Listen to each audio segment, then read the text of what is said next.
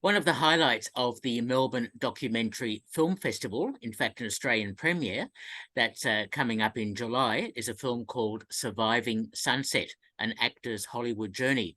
And it's my great pleasure to be speaking to the actor's Hollywood journey and the writer-director of Surviving Sunset, Shaun-Anthony Robinson. Shaun, welcome to Movie Metropolis. Thanks very much, Peter. Thank you very much for having me. This is quite an extensive documentary about trying to make it in Hollywood. Well, you already have with a number of roles. But tell me about your thinking behind making this film. Wow, that's a big question. And such a little, look, the whole idea behind making this film at the start is I was sick of sitting around waiting for people to give me roles. And I was waiting for my agent. I thought, there's got to be more. How do these people in Hollywood do it? They're all over there. Everyone seems to be doing stuff. Maybe I should make a documentary. Oh, no, I don't know how to make a documentary.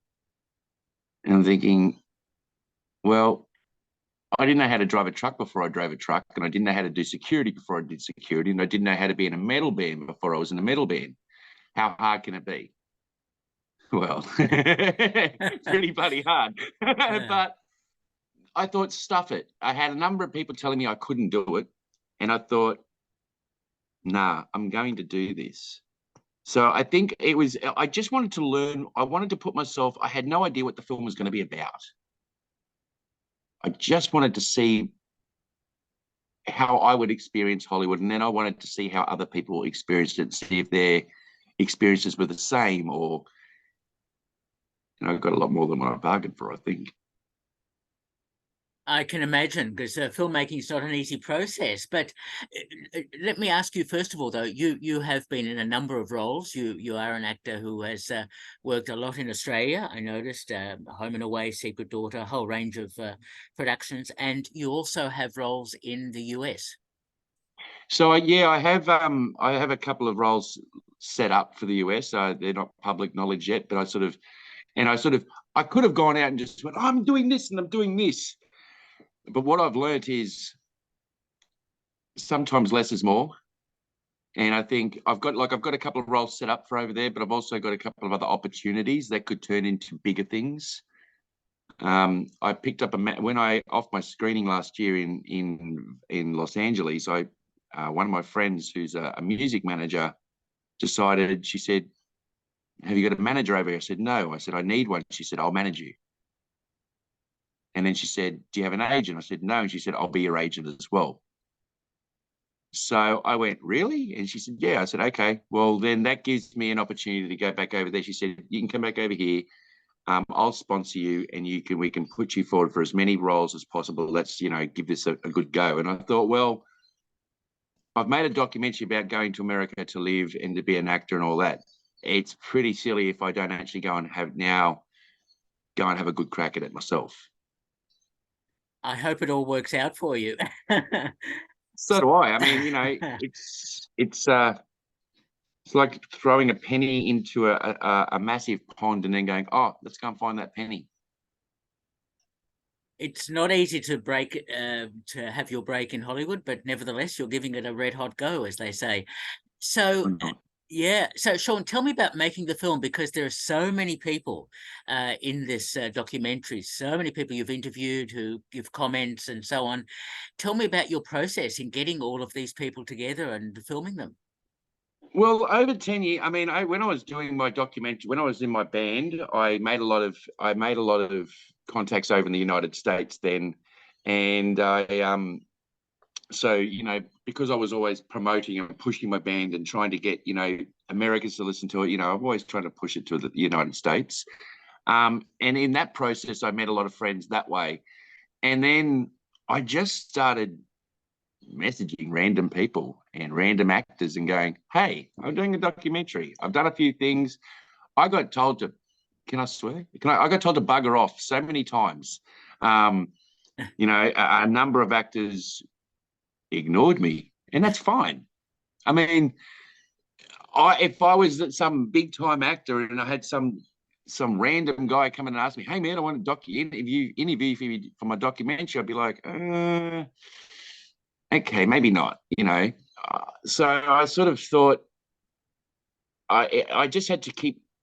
I emailed, I Facebooked, I Instagrammed, I contacted. So I worked with Aaron Jeffrey on Blue Murder, and that's when I was working on that, I asked him if he'd be a part of my film, and he's like, "Sure, mate, no problem." So that was good because we worked together. So I asked him. Matt Nable, I asked here. I was at AFM in America, in America, in Santa Monica, and I was at the carousel, not even at the actual thing.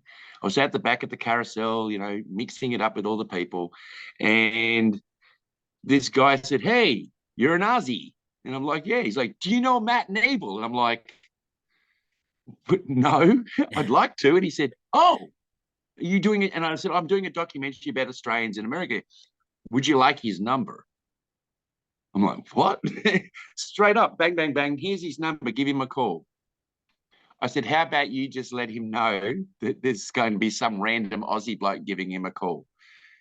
And so he did. And that's how I got them. And then everybody else I just you know, somewhat like, I got Craig Bennett from Studio 10, and I got him through, I think I just sent him a message on Facebook, and he said, "I'd love to." And I was like, "What?" Okay, great. So he invited me into his home. Beautiful man. And he put me into his home and just told me everything I wanted to know. And he gave it to me pretty hard. He sort of explained the show business of the industry. Mm. So it's Well done on all of that and garnering all those interviews. So what was your game plan in the structure of the film, in how you wanted to tell the story?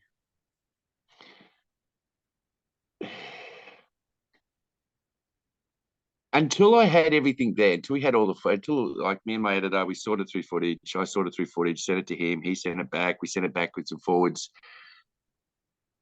I think the game plan was basically to give an honest opinion of what is actually like not this I'm an actor's son or cookie cutter, you know, fabricated, scripted thing. I wanted to show real rawness, and I thought I need to show myself in all my lights as well, which was a bit hard. Like there's parts in the film where some people are going to be like, "Oh my god, he's losing his shit," but I did, and I was, and that was real. I mean, I had a few Americans say there's a lot of swearing in this film. I'm like, there's a lot of swearing in life. Like, I'm not gonna. I don't believe in censorship. So I think it's the game plan was to create something real and honest and raw, and something that people could walk out and have create conversation about, arguments. Like, you know, Hmm. I want people to be walking out going, "Who's this guy think he is?" You know, "I just made a film. If you can do it, anyone can do it. I can't do it." So I want to challenge people. And that's what I think the film is about, challenging people, there's a lot of men out there that look like myself who are covered in tattoos, and they look like scary, nasty people. Like I get like people sort of step across the side of the road when I walk down the street. I'm like, "Hey, I'm a nice guy." But I think this will also, because I talk about sexual assault and some of the things that I went through in my life. So I'm hoping that also helps others talk about these things as well. Yeah, it's because that sort of happens in the industry. That's why I started directing and creating, because I wanted to give people something else to watch, give something people to feel. Yes. I was quite intrigued the way you reveal so much about yourself as the documentary progresses, and I thought, wow, this is really bearing your soul, but also in a sense that's what people need to do if they want to work in Hollywood, I suppose. Well, I think, look, if I want people to believe me, like me, I mean, look, it's not about whether people like me. Honestly, I couldn't care less if you like me or not. That's none of my business. I want to be able to, I want to say, look, I don't like the guy, but he tells the truth. I don't like the guy, but he gives it to you straight, and that's what I want. I don't want everyone to like me. I want people to appreciate the work that I've done and appreciate the fact that they can actually go out there, fuck things up themselves and learn from it. Don't be so hard on themselves when they stuff something up. So many people hang themselves on I stuffed this up. Oh, I'm just going to give up now. I had one of those moments nearly every day. And when I was speaking to Clayton Jacobson, he sort of said, if I had $1 for every moment I give up moment, he'd be rich from those moments. And it's true. But I mean, we live for that. We live for that twisted, hectic. I think we are a weird bunch. I think anyone that is in the acting industry is mentally deranged. But in the most sweetest, nicest part, because we are a strange bunch of people. We go. So I think I wanted people to see my truth, because that might make them want to watch me a little bit more, and it might make the stories that I tell in the future hit home a little bit harder. Okay. No, that's fair comment. So tell me about the filming process in terms of having production behind you. Did you have a crew, like a cinematographer or sound recorder, anything like that? How did all of that filming work? Okay, so I started off, I bought myself an A6 300 camera. Sony, nice little camera. I bought myself a nice little Rode microphone to stick on the top. I had my phone, which I'm using right now. Well, not this phone. I had a phone that was probably 3 years older than this one, and a couple of GoPros. And the first trip in 2017, I was going around like this, filming everything. And so there's a lot of shaky cam, and there's probably about, I don't know, 100 hours of footage just on that first trip that I couldn't use. But the interviews were good because I was stacking my camera. I didn't have a tripod. I was like, I got all the way over there, went, oh, I don't have a tripod. So I was using books, packets of cigarettes. American Spirit is a very good tripod for cameras.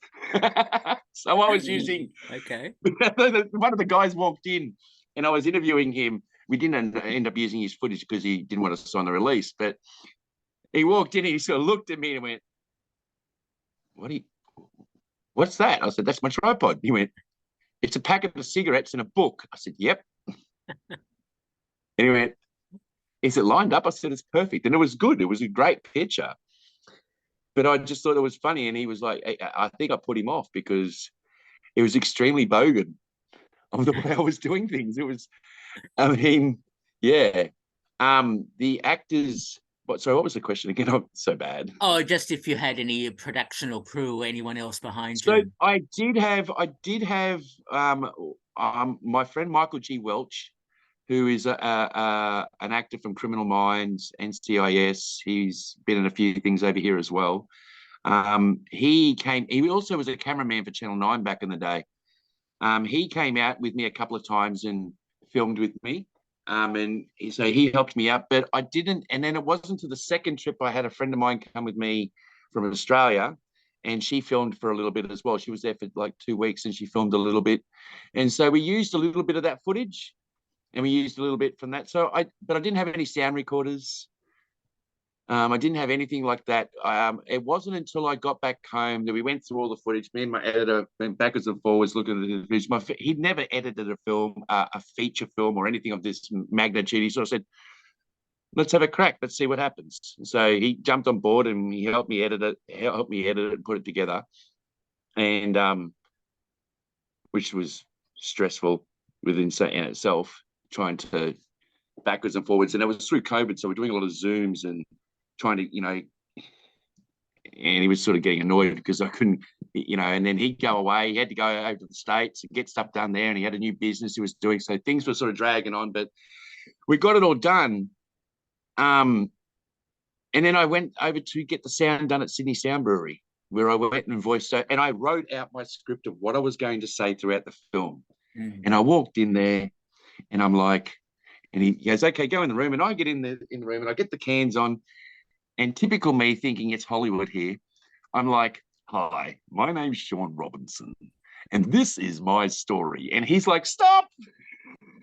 He's like, what are you doing? And I said, well, he goes, no, no, no, use your own voice. He said, you've got all this rawness through the film. Just use your own voice. So I had my script and I sort of went, okay, scribble, scribble, scribble, scribble, scribble. And then I just did each line and I just changed the line and just ad-libbed the line. So it was like, you know, my name's Shaun-Anthony Robinson, blah, blah, blah, blah, blah, blah. And I just shorthanded it and just basically scribbled it on a piece of paper and started voicing over that way. I had Shane Connor, one of the Aussie actors, sort of tell me, you need to start taking notes. You know, still to this day, don't take notes. What a process. And I noticed too the original title of the film, and in fact you even wore a t-shirt which had it on it, That's Not a Knife, from Crocodile Dundee. What made you decide to change? Well, so it's a fun story. I mean, originally, you know, he was the inspiration for the film. You know, I thought 47, he made Crocodile Dundee, you know, him and Shep, they went over to the States, they busted their butt and they did it. And I was like, I'm only 38 at the time. Yeah, I can do this. And I was like, he's like, that's not a knife. Oh, I should call it That's Not a Knife, because I thought everybody that sees that's going to see that they're going to see that that's from Crocodile Dundee, and Americans knew what that was. So that was a good draw card to get a lot of people in, because they were like, oh, that's not a knife. That's, oh, is this about, you know, and I tried to get Paul Hogan. I would have loved to have had him in my film, but I changed the name because I didn't like the last film he did. I just, and I love Paul Hogan, but I'd just been to the States. I'd seen stuff over there, and then I'm watching that film and I'm like, that's not right. That's not right. That's not right. What's going on here? And I started getting upset, and I thought, your legacy is amazing. What have you done? And so that's why I had to change the name. And I thought, but I ended up also getting more inspired from the people I spoke to. And that was one of the major reasons for changing the name, because the film became more inspired by the stories and the people I spoke to. A lot of people, I spent a lot of time on Sunset. So, and it was also a play on words, like we were in a different the sun sets in a different place here. You know, there it sets in the sea. So it was also a play on words, surviving the sunset. Okay. Yeah. And is that a reference to Sunset Boulevard, or is that a different? It's a reference to Sunset Boulevard and a reference to a sunset setting on a different side of the world, like surviving that. Okay. All right. No, fair enough. You've also got some other good people, Roger Ward, Andy McPhee, Aaron Connor, Peter Mockery, Tim Jackson. Yes.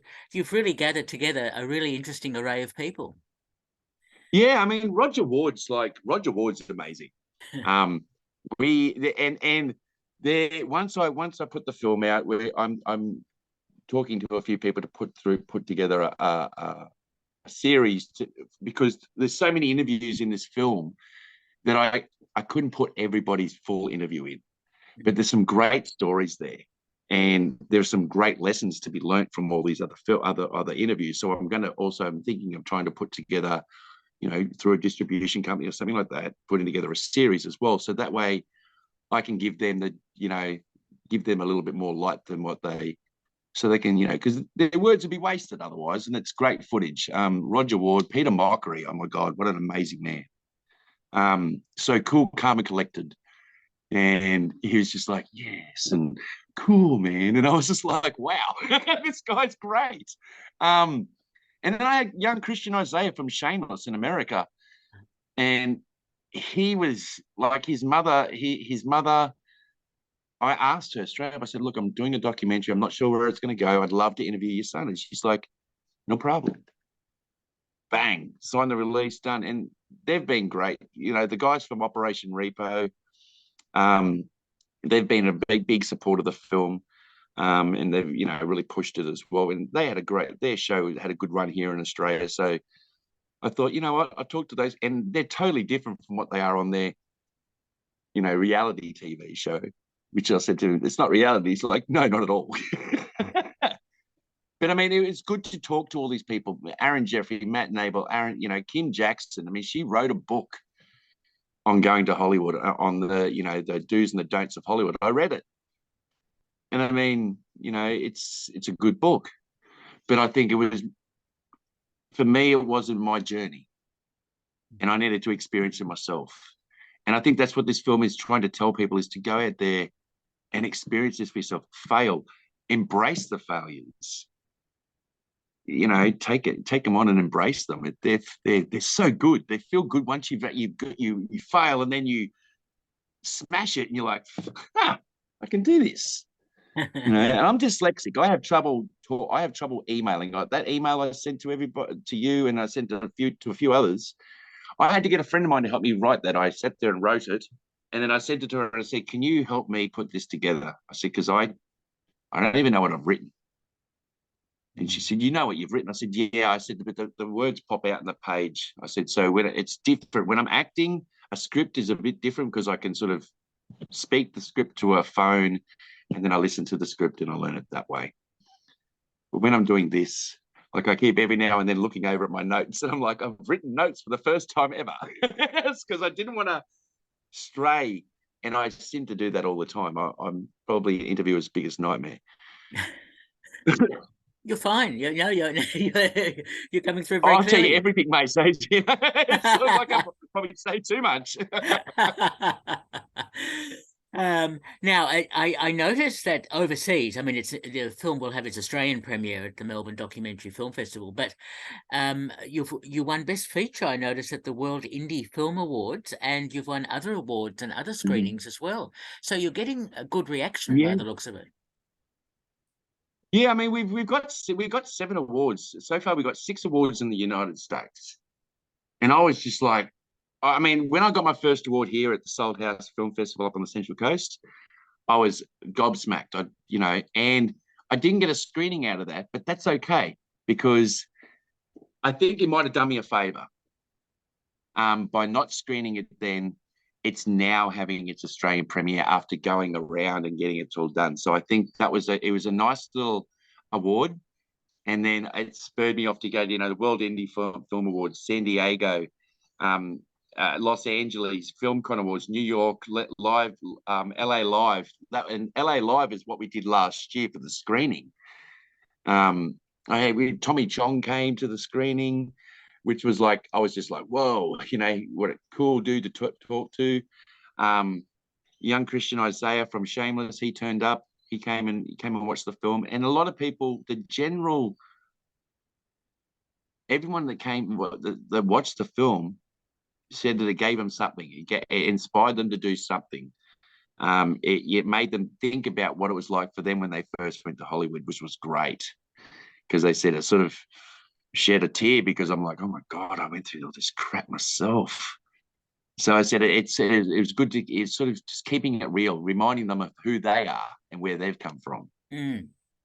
So I think, for new actors, I think it's something for them to go, they're either going to walk out going, fuck this, or they're going to be like, I'm going to do this. And then for actors that have already been in the game, I think they might appreciate the fact that I haven't sugarcoated it. That's absolutely true. In fact, what comes across, you make it very clear about money that you need to survive, visas that have to be sorted out so that you're allowed to work or allowed to even do voluntary acting roles or whatever. So it's a bit of a minefield, and I suppose your film also gives that advice to potential actors. Yeah. Well, I mean, I think a lot of people a lot of people think they're going to go over there, and it's great. I mean, look, it's so inviting. You get to Hollywood, and I went and stayed at a bungalow, like a hostel. Now, that was great for my sanity, but for my pocket, it was terrible. Because their job is to make money, but also provide entertainment for their guests, to keep them, give them a safe place to be, and all that. But what was good about it is I got there and they're like, right, we're going out. And I'm like, and so they give you this, Hollywood just gives you this light. You're like walking, you're like, oh, this is amazing. But then after you've been there 3 or 4 days, you're like, okay, don't go there. Don't talk to that person. No, I don't have any more money. Sorry, I can't give you any more money. I've just given you $1. You want another $1. But I mean, I ran into an Aussie on the street over there, and that, no ID. It's been stuck there for 20 years. Can't remember his last name because he's so off his guts on drugs. But he's like, "G'day, mate, how are you?" And I was like, what? I said, "You're an Aussie." He goes, "Well, I know that much." And then he sort of just disappeared. He just disappeared. Like he was, I walked past this guy's tent several times on Hollywood Boulevard, and he'd be out there, "G'day, mate, how you going?" You know, and I was like, wow, another Aussie's. "Good to see you, mate." I'm like, all right. But I said to him, "Do you ever think about going home?" And he said, "Yeah, but that'll never happen." He said, "I have no family in Australia. I have no ID. I don't have a visa. I have no paperwork to say that I belong here." I said, "Have you been to jail?" He said, "If I'd been to jail, I'd be in Guantanamo Bay." He said, "So I've got to stay out of trouble as well." Mm. I'm like, wow. So, I mean, I know I spoke to a few people over the years that had passed away. They started off in mansions, having a nice wife and a nice house and nice kids. And, you know, and then the next time I went back, they're in an apartment and they sold a couple of cars. And the year after that, I went back in 2019. Last year I went back, he was living in a tent on Sunset Boulevard. And 2 days before I left, the coroners were putting him into the back of a into the back of a meat wagon. Mm. So it's just, it can, if you can get lost in that place. Mm. I'm not bashing the place because, I mean, look, the place, we've all grown up watching Hollywood and films that come from Hollywood, and it is ingrained in us. And yes, even though everything is moving away from Hollywood, it's still the whole stigma of this is Hollywood. Mm. And that's why people want to go there. Yep. Living the dream, or trying to live the dream. Yes, absolutely. Trying to, yeah. I mean, living the dream means going broke. Try or die try, you know, going broke is living the dream, I think. Yeah. Yep. Just a small comment. It's interesting. Most of the people you interview are male. Are things a little bit different for women? Yeah, I think it's harder for women. And I noticed that because I couldn't get a lot of women to talk. I mean, and I understand that. The women that I did speak to were very happy to say what they had to say. But I was trying to get, I think they do get a bad deal. I mean, there is a lot of horrible people out there that just still use women in the industry like a doormat. And I try not to get too involved in it, but at the same time, as my friend said, she says in the film, all bad things there is to prosper is for good men to do nothing. And so I think it's up to men, and I think Aaron Jeffrey sort of said the same thing. It's up for us men to actually stand up for these things and to back the females in the industry instead of shutting them down. I mean, look, we've got so many amazing women and writers and actors in the industry, but yet we seem to see and I think as one of the other actors sort of said in the film, she said, everything it's sort of incidental writing for men. And I thought, no. I think you're making excuses personally, but I think women need to, I think it is harder for women because the industry is it's brutal. I mean, you get over there, you've got producers and directors and stuff like that that will, I mean, I try not to say too much about too much stuff because I don't want to be one of these directors or producers that go missing. And there's a lot of that's happening as well. Like I wanted to go at one stage of this film, I wanted to go down one alley And then a few people sort of said to me, no, Shaun, change where you're going with this, because you won't see the film. And I was like, okay. So I think it is really hard for women in the industry. I think it's hard for women. I think it's hard for people that are trying to be themselves. I think it's hard for women. I think it's hard for men. I think it's hard for people with disabilities. I think it's hard for people that are, the gender fluent people. I think it's hard for them as well. I think it's hard for everybody, because everyone just wants to have a go. I mean, we don't walk in and say, as one of the people in the film said, we just want to see the best actors do the job and tell the story. We don't really care who you are. Just tell the story and make us feel. Good message. Yeah, I like that. All right. All right, Shaun, just a final question now that you've got hopefully some acting roles sorted. Are you also looking to make another film? Funny you say that.